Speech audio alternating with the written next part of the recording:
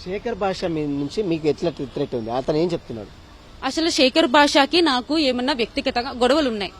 వ్యక్తిగతంగా అందరికీ గొడవలు ఉంటాయి. అతను గొడవలు ఉన్నప్పుడు లీగల్ గా చూసుకోవాలి. లీగల్ గా చూసుకునే దమ్ము అతనికి లేదు. ఎందుకంటే అతను 3 మ్యారేజెస్ చేసుకున్నాడు. వాళ్ళ వైఫ్ ని కూడా భార్గవిని ప్రెగ్నెంట్ గా ఉండగా పెళ్లి చేసుకున్నాడు. ఆ ప్రెగ్నెన్సీ ఎవరి వల్ల నాకు తెలియదు, నేను చెప్పను. తర్వాత వాళ్ళ వైఫ్ భార్గవి ఫేక్ సర్టిఫికెట్లు చేస్తుంది. మీరు గుర్తుపెట్టుకోండి, 5 నుంచి 6 నెలల క్రితం శేఖర్ భాష అకౌంట్ నుంచి 50,000 కట్ అయ్యాయి. ఫేక్ సర్టిఫికెట్లు వాళ్ళు మారుస్తూ ఉంటారు. వాళ్ళకి ఎవ్రీ మంత్ పే చేస్తూ ఉంటారు. నాకు తెలిసిన తర్వాత స్టాప్ చేశారు. మీరు గతంలో కూడా శేఖర్ భాషపై పంజాగుట్ట పోలీస్ స్టేషన్ లో కంప్లైంట్ చేశారు కదా, ఆ కేసు ఏమైంది? ఇవన్నీ నేను కంప్లైంట్ చేశాను, అంతా బానే ఉంది.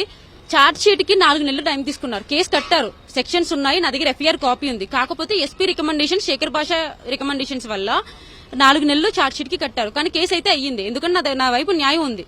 కాకపోతే రికమెండేషన్స్ గట్టిగా ఉండడం వల్ల వాళ్ళు చార్జ్ షీట్ కి టైం ఎక్కువ తీసుకున్నారు. మీరు బయటకు వచ్చిన తర్వాత ఎస్పీ కావచ్చు, శేఖర్ భాష కావచ్చు, మీతో మాట్లాడే ప్రయత్నం చేశారా? మీకు ఏమైనా కాల్ చేశారా? శేఖర్ భాష అనే వ్యక్తికి మాట్లాడడానికి ఏం లేదండి.